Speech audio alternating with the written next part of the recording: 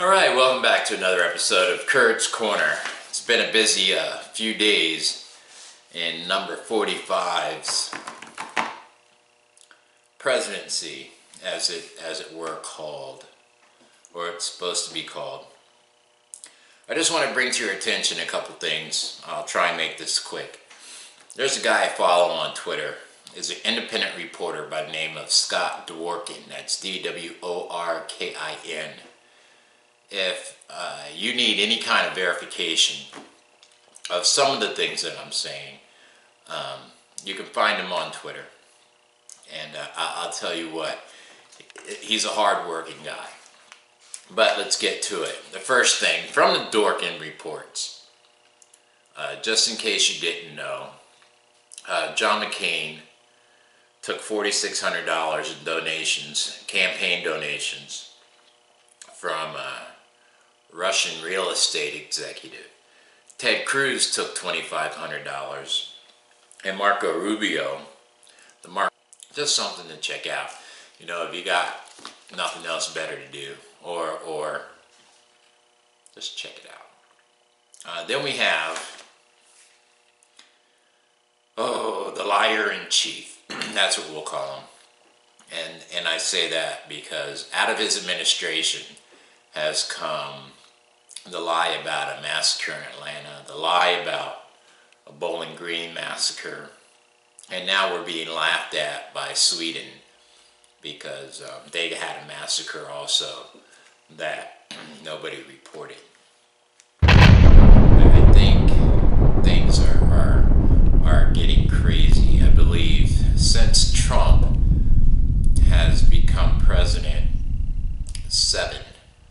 let me repeat this, 7 Russians have died mysteriously, including Russia's ambassador to the U.S., Vitaly Churkin. Apparently, he died of what's being called a heart attack. That's what they're calling it. And this guy was actually introduced to Trump back in 1986, but that's a whole nother story, a whole nother show.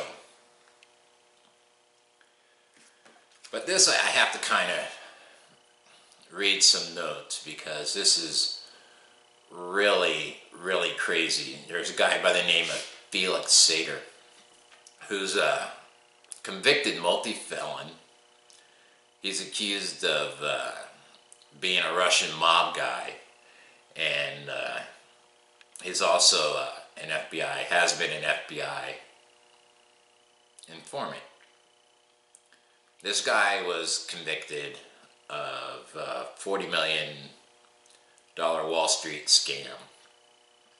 He's also the guy that escorted Ivanka Trump and her husband Jared on a trip last year to Moscow.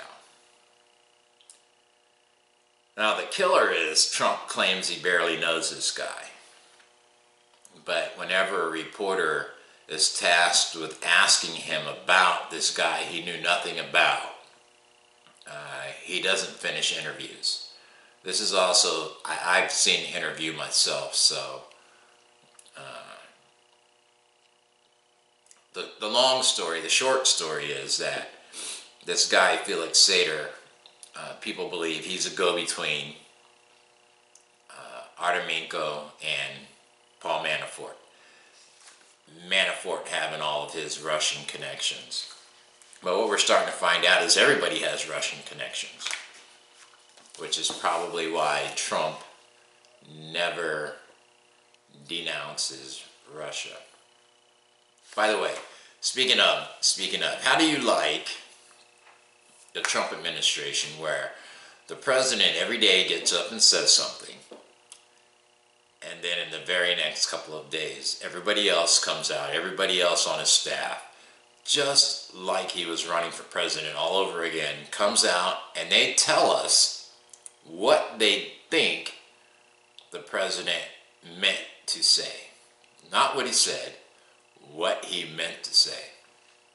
Because, you know, after all, everything you see on television is fake news. I guess that's why Fox went off on the president when he called the media the enemy of the people. The media is the enemy of the people. I follow another guy on Twitter by the name of Bruno Armato. And this is what he said today. He said, it's amazing that Trump, he condemns anti-Semitism, which he did this morning, which is like a miracle in itself, even though I don't believe a word that came out of his mouth. He defends, he denounces anti-Semitism with a couple words. He condemns the press every hour on the hour, every day. But he condemns Russia. Never. Somebody please tell me why that is, and why Republicans so do not want to open that can of worms. Why not? That even today I saw 23 Republican senators voted against making Donald Trump show his taxes. I almost sound like a conspiracy theorist, where I think that the Republican Party is probably taking a lot of money from Russia. But I digress. I'm trying to shorten these films up because there's just too much to put into one video, because number 45 says so much dumb shit. But I'm gonna go see what I can get out of this video and see if we can't get another one up later today. So for right now, you guys have a good day. We'll talk to you soon. Bye-bye.